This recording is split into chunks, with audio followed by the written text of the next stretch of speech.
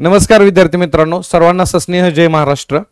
आपण आजच्या लेक्चरमध्ये आरबीआयची जी मॉनिटरी पॉलिसी कमिटीची मीटिंग झालेली आहे 5 ते 7 फेब्रुवारीला, त्या मीटिंगमध्ये जे आरबीआयने डिसिजन घेतलेले आहेत, म्हणजेच मॉनिटरी पॉलिसी कमिटीने आरबीआयच्या बिहाफवर जे डिसिजन घेतलेले आहेत त्या सर्व गोष्टीबद्दल डिटेलमध्ये डिस्कशन करणार आहोत। कारण येणाऱ्या एक्झामला म्हणजे एसबीआय क्लर्क, एसबीआय पीओ असेल किंवा जे अपकमिंग मुलांचे इंटरव्ह्यू आहेत, जसे की आयबीपीएस एएफओ असेल, आयबीपीएस पीओ असेल, आयडीबीआय जाम असेल, आयडीबीआय डबल एओ असेल किंवा दुसऱ्या कुठल्याही एक्झामचे जे इंटरव्ह्यू आहेत त्या सर्व इंटरव्ह्यूला हा आजचं लेक्चर म्हणजे इंटरव्ह्यूच्या पर्स्पेक्टिव्हनी देखील खूप महत्त्वाचं आहे, एसबीआय साठी तर आहे। तर सर्वांनी लेक्चर न चुकता शेवटपर्यंत करायचं आहे। डिटेलमध्ये सर्व गोष्टी आपण याच्यामध्ये कव्हर करणार आहोत। ओके, चला तर मग जास्त उशीर न करता लगेच लेक्चरला सुरुवात करूया। लेक्चर सुरू करण्याच्या अगोदर तत्पूर्वी एसबीआय क्लर्क मेन्स आणि एसबीआय पीओ मेन्सच्या दृष्टिकोनातून आपण एक टेस्ट सिरीज लॉन्च केलेली आहे। हे टेस्ट सिरीजची फी मात्र 200 रुपये आहे। ह्याच्यामध्ये तुम्हाला 15 ऑनलाईन मॉक टेस्ट भेटणार आहेत। त्या मॉक टेस्ट अनलिमिटेड रिअटेम्प्ट तुम्हाला देता येणार आहेत। पीडीएफ भेटतील विथ डिटेल एक्सप्लेनेशन। एक्झामच्या दृष्टिकोनातून जे जे इम्पॉर्टंट क्वेश्चन आहेत ते सर्व इम्पॉर्टंट क्वेश्चन याच्यामध्ये कव्हर केलेले आहेत आणि सर्वात जास्त आपण लक्ष दिलेलं आहे, फोकस केलेला आहे बँकिंग आणि फायनान्शियल अवेअरनेसवरचे जे क्वेश्चन आहेत त्या क्वेश्चनवर आपण फोकस केलेला आहे। सो येणाऱ्या एसबीआय पीओ आणि क्लर्क टेस्ट सिरीज खूप इम्पॉर्टंट असणार आहे। सर्वांनी, जे मुलं सिरियस स्टडी करतात सर्वांनी परचेस करायचे, पैसे तुमचे वाया जाणार नाहीत, एक्झामला तुम्हाला नक्की फायदा होणार याची मी तुम्हाला ग्वाही देतो।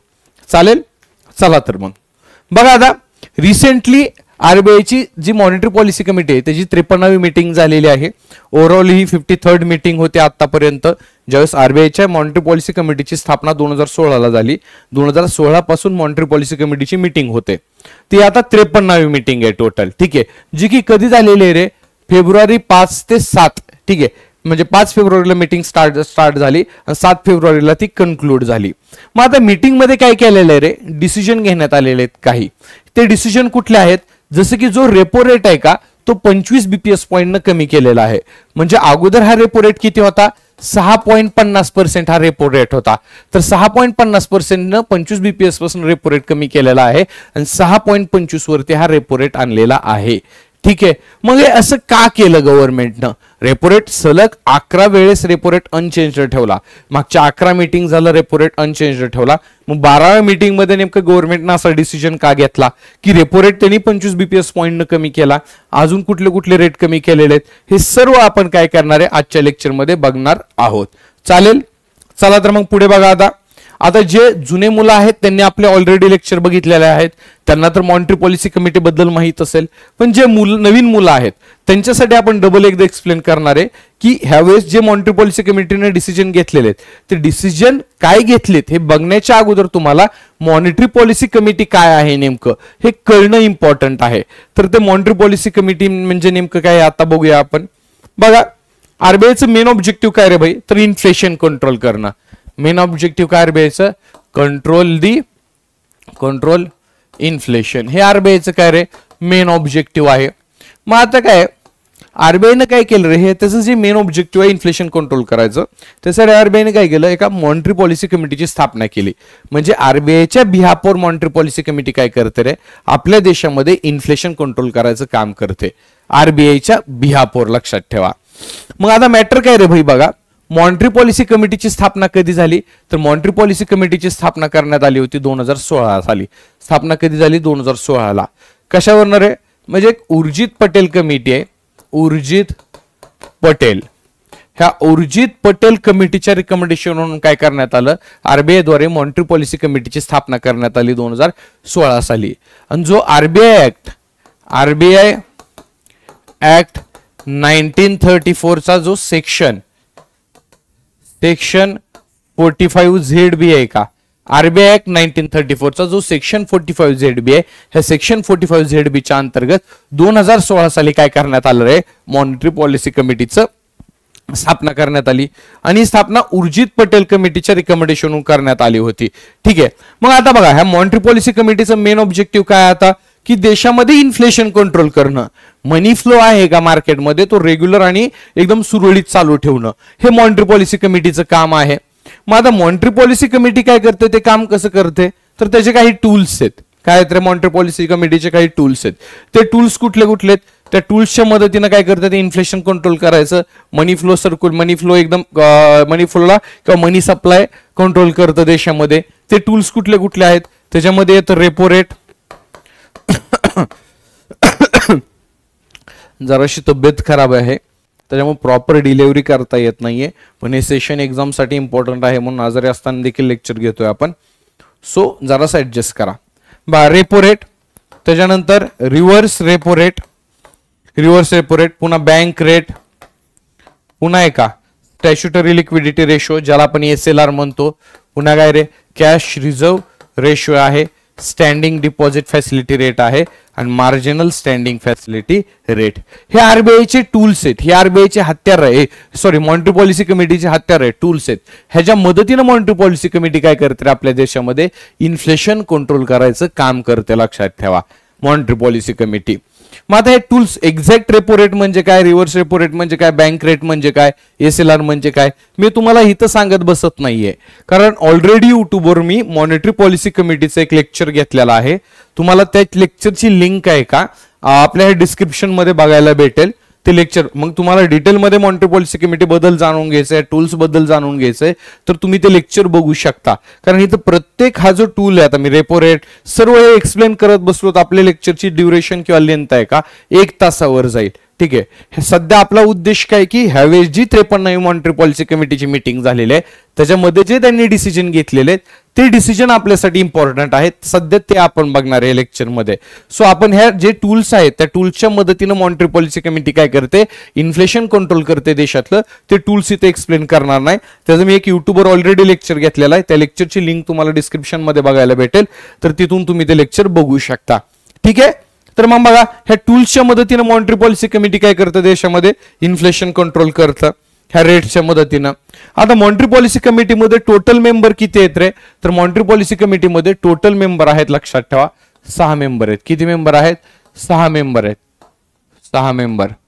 मग ह्यातले 6 पैकी नीट लक्षात ठेवा, 6 पैकी 3 कुणाचे आहेत रे, तर 3 आहेत आरबीआयचे आणि 3 कुणाचे आहेत, 3 आहेत गव्हर्नमेंट ऑफ इंडियाचे. मग आरबीआयचे 3 मेंबर कोण कोण आहेत ते आपल्याला माहित पाहिजे. आरबीआयचे आहेत एक लक्षात ठेवा संजय मनोत्रा. पुन्हा त्याच्यानंतर आता कसं की हे आरबीआयचे संजय मनोत्रा हे एक मेंबर आहेत, आरबीआयचे गव्हर्नर.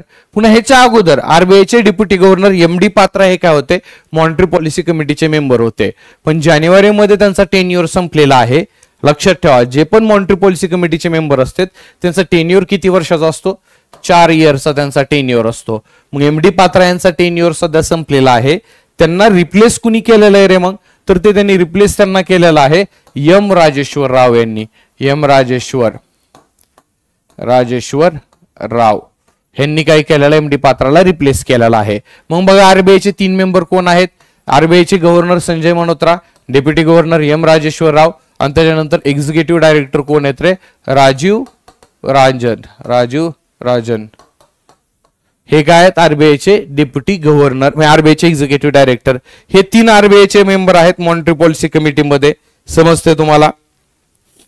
समजत असेल तर लेक्चरला आहे का लक्षात ठेवा लाईक करायचंय. ठीक आहे.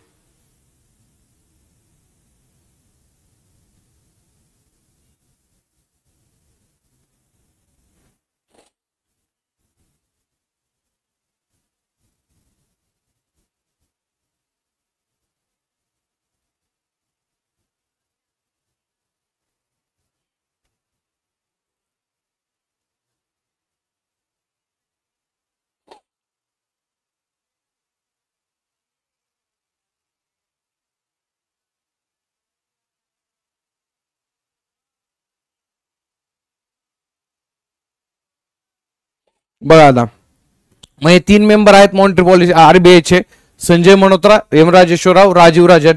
मग गव्हर्नमेंट ऑफ इंडियाचे 3 मेंबर कोण कोण आहेत रे, तर गव्हर्नमेंट ऑफ इंडियाचे 3 मेंबर आहेत त्याच्यात लक्षात ठेवा. एक आहेत नागेश कुमार,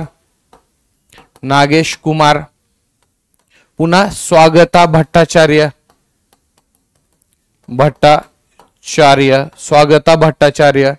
ठीक आहे. आणि त्याच्यानंतर तिसरे कोण आहेत रे, राम सिंग. हे टोटल 6 मेंबर आहेत मॉनिटरी पॉलिसी कमिटीमध्ये. प्रत्येकाचा टेन्युअर किती वर्षाचा असतो, 4 वर्षाचा टेन्युअर असतो. किती वर्षाचा असतो रे? 4 वर्षाचा टेन्युअर असतो, लक्षात ठेवा. टोटल 6 मेंबर, त्यातले 3 आरबीआयचे आहेत आणि 3 गव्हर्नमेंट ऑफ इंडियाचे आहेत. आणि कसं असतं की ह्यात कधी पण मॉनिटरी पॉलिसी कमिटीमध्ये जे पण डिसिजन घेतले जातात ना ते बहुमताने घ्यावे लागतात. कसे घ्यावे लागतात रे? बहुमताने. म्हणजे 3-2 असं बहुमत असू शकतं किंवा 4-2 असू शकतं, सॉरी 3-3 असू शकतं, 4-2 असू शकतं किंवा 5-1 असू शकतं. असं बहुमताने कायम डिसिजन घ्यावा लागतो. ठीक आहे. जर डिसिजन तुम्ही माणसाला तसं टाय झालं तर 3 जण एक म्हणत असतील आणि 3 जण एक म्हणत असतील तर कसं? तर त्या टायमाला लक्षात ठेवा आरबीआयचे जे गव्हर्नर आहेत संजय मल्होत्रा त्यांच्याकडे एक एक्स्ट्रा राईट्स असतो वोट करायचा. ते ज्या बाजूने मतदान करतील त्या बाजूने काय तो डिसिजन अंतिम समजला जातो. समजतंय? आणि आता लक्षात ठेवा की आपण bimonthly monetary policy committee म्हणतो. ह्याचा अर्थ असं नाही की प्रत्येक 2 महिन्याला कुठे लिहिलेलं आहे की प्रत्येक 2 महिन्याला मॉनिटरी पॉलिसी कमिटीची मीटिंग झाली पाहिजे, असं कुठंच लिहिलेलं नाहीये. लक्षात ठेवा. एक ती परंपरा पडल्या गेते की जोर 2 महिन्याला काय करतात मॉनिटरी पॉलिसी कमिटीची मीटिंग घेतात, पण असं कुठं लिहिलेलं नाहीये. जर गरज असल्यास 15 दिवसाला पण मीटिंग होऊ शकते, 1 महिन्याला पण होऊ शकते. ठीक आहे. किंवा 2 दिवसाला पण होऊ शकते गरज असल्यास. फक्त एक गोष्ट मॅन्डेटरी आहे की एका वर्षात मिनिमम 4 मीटिंग झाल्या पाहिजे. किती रे? मिनिमम 4 मीटिंग झाल्या पाहिजे मॉनिटरी पॉलिसी कमिटीच्या. हे तेवढं मॅन्डेटरी आहे. समजतंय? ह्या गोष्टी लक्षात ठेवा. हे काय रे? मॅन्डेटरी आहे. क्लिअर आहे भाई? चलो, समजलं तुम्हाला? मग बघा आता हे होतं मॉनिटरी पॉलिसी कमिटी बद्दल. जेवढी रिक्वायर्ड इन्फॉर्मेशन आहे तेवढी सर्व इन्फॉर्मेशन मी तुम्हाला सांगितलेली आहे. ठीक आहे.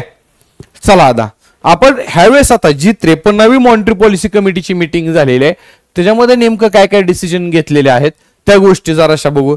कारण एक्झामच्या तुमचे जे इंटरव्ह्यू आहेत, इंटरव्ह्यूच्या आणि एक्झामच्या प्रोस्पेक्टिव्हनं ह्या गोष्टी तुम्हाला इम्पॉर्टंट आहेत. मग बघा आता सगळ्यात पहिलं डिसिजन काय घेतलेला आहे? जो रेपो रेट आहे, लक्षात ठेवा रेपो रेट काय करण्यात आलेला आहे रे? तो 25 बीपीएस पॉइंट न कमी करण्यात आलेला आहे. म्हणजे पहिले रेपो रेट किती होता? 6.50% होता. आता तो किती करण्यात आलेला आहे? 6.25 करण्यात आलेला आहे.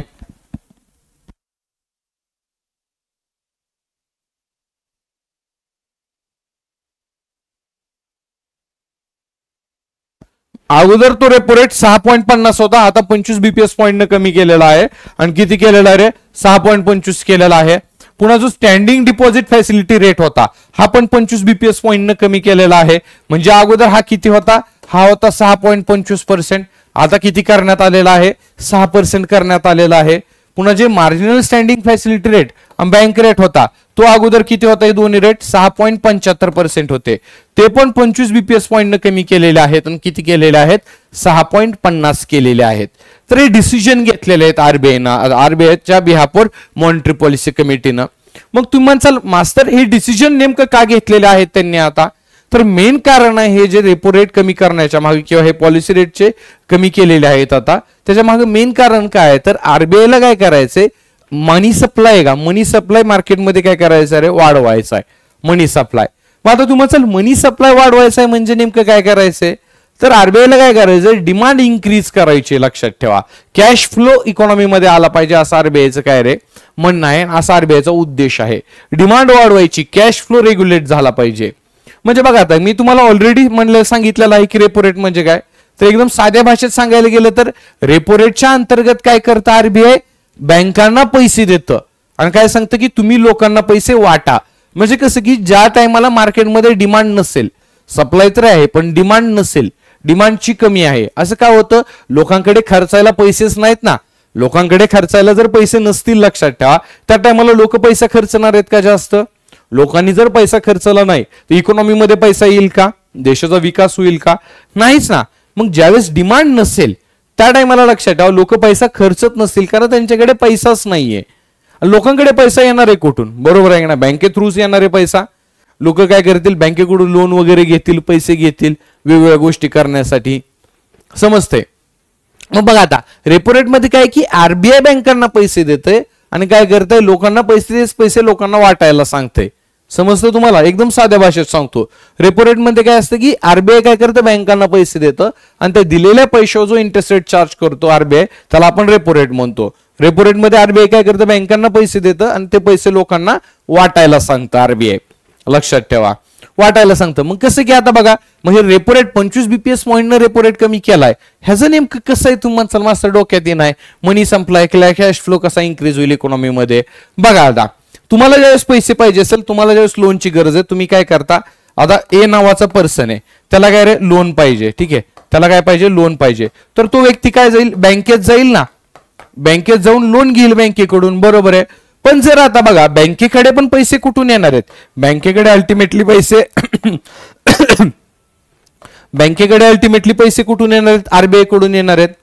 मग बघा आता आरबीआय पण बँकांना फुकट पैसे देतं का रे, नाही. आरबीआय बँकांना पैसे देतं आणि त्याच्या बदल्यात बँकेकडून काही ना काही इंटरेस्ट रेट चार्ज करतं, त्यालाच आपण काय म्हणतो, रेपो रेट म्हणतो ना, बरोबर आहे की नाही.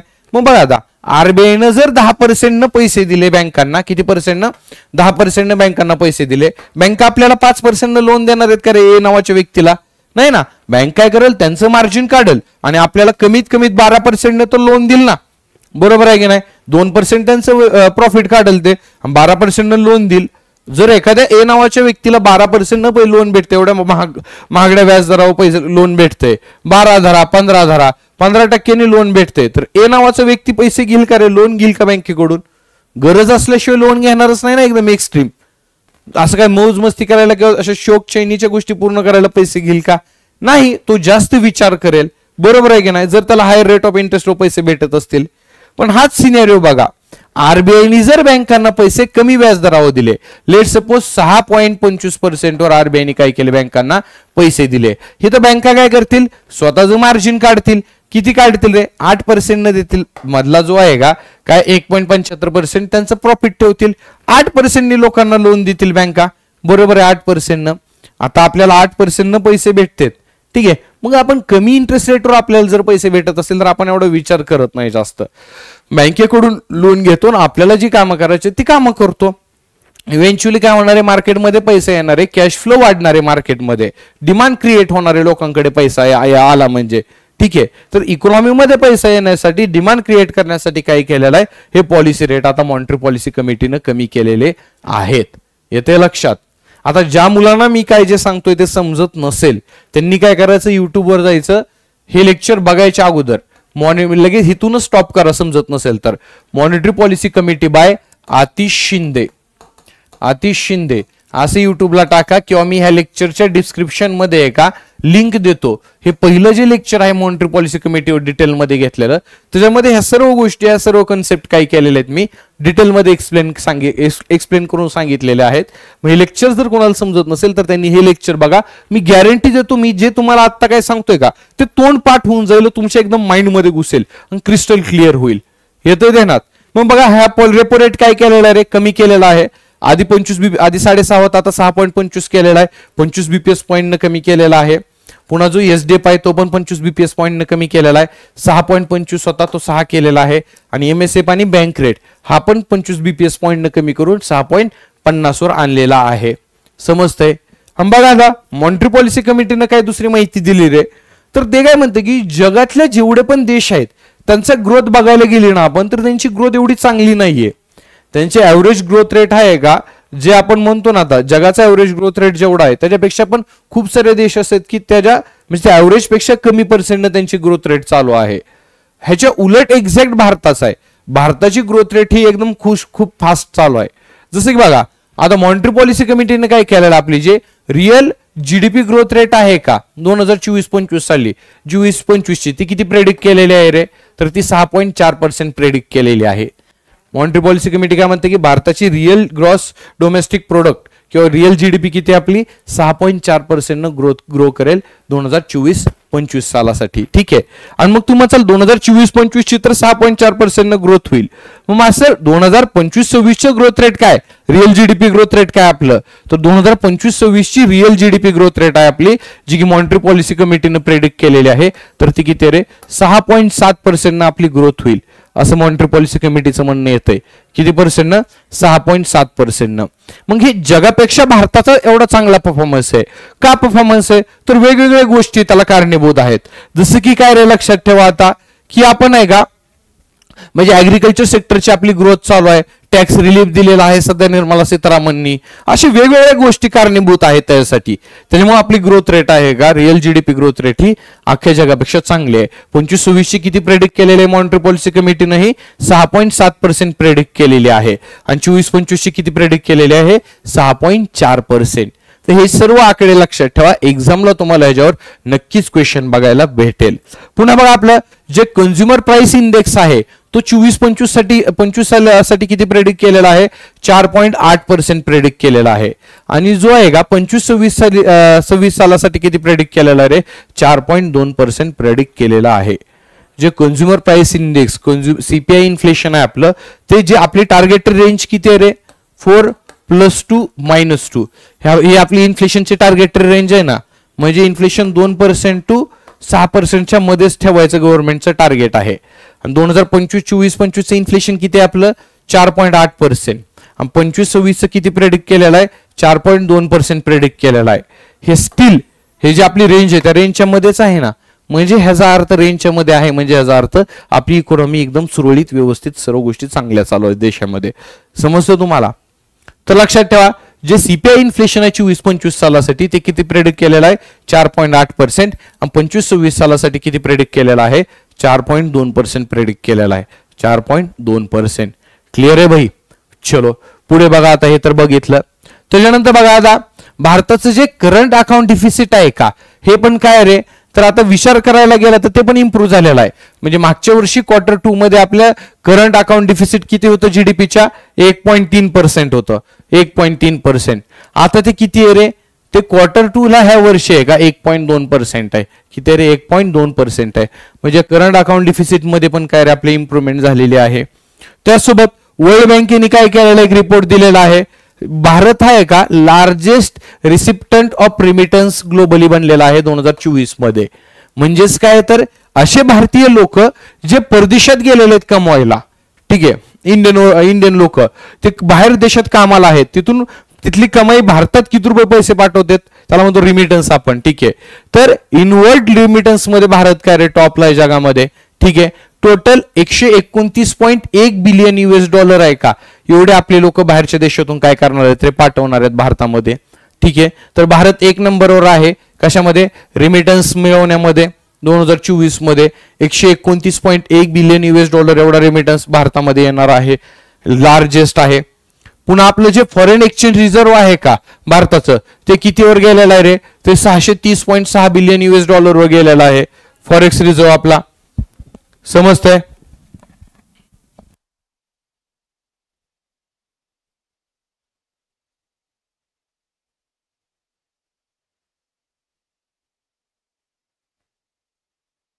चलो फॉरेन एक्सचेंज रिझर्व्ह पण किती आहे आपलं, 630.6 बिलियन US$ वर गेलेला आहे. ही पण गोष्ट लक्षात असू द्या. पुन्हा मॉनिटरी पॉलिसी कमिटी काय म्हणते, आता जे पण भारतातल्या बँका आहेत ना, त्या भारतातल्या बँका एकदम चांगला परफॉर्मन्स करायला लागलेल्या आहेत. जेवढे पण कमर्शियल शेड्यूल कमर्शियल बँका आहेत त्या सर्व, ठीक आहे. का चांगला परफॉर्मन्स करायला लागलेले आहेत ते बघा आता. कारण आपल्या जेवढ्या पण शेड्यूल कमर्शियल बँका आहेत त्यांचा जो क्रेडिट डिपॉझिट रेशो आहे तो लक्षात ठेवा. एंड ऑफ दी जानेवारी 25 किती राहिलेला आहे रे, तर तो राहिलेला आहे 80.8%, ठीक आहे, 80.8%. आता क्रेडिट डिपॉझिट रेशो म्हणजे काय, जेवढे पैसे बँकेत डिपॉझिट झालेले आहेत त्यातले बँकांनी किती पैसे लोन म्हणून दिलेले आहेत त्याला काय म्हणतो, क्रेडिट डिपॉझिट रेशो म्हणतो.